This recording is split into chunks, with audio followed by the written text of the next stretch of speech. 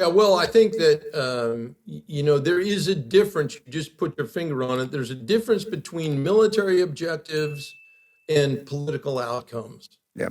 The military piece can contribute to the political outcomes, but there needs to, I'm going to go back for a second and draw some parallels to Desert Storm. Prior to the outset of Desert Storm, what happened?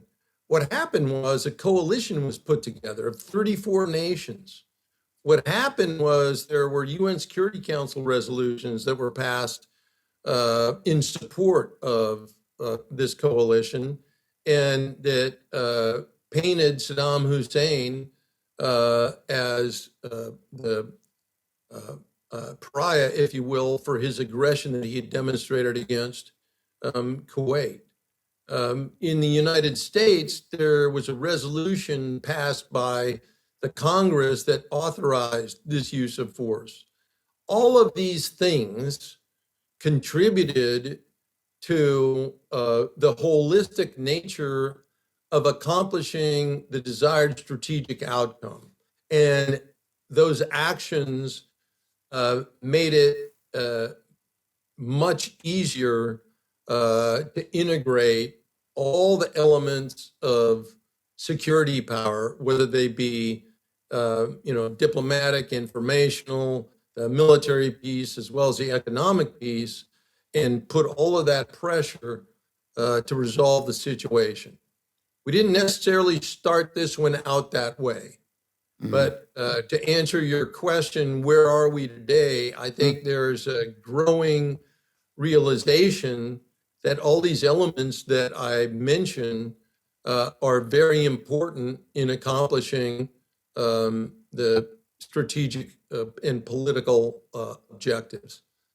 In this case, I think that the president's made it quite clear, kind of the number one desired strategic objective is an Iran that reneges any desire to build and acquire nuclear weapons.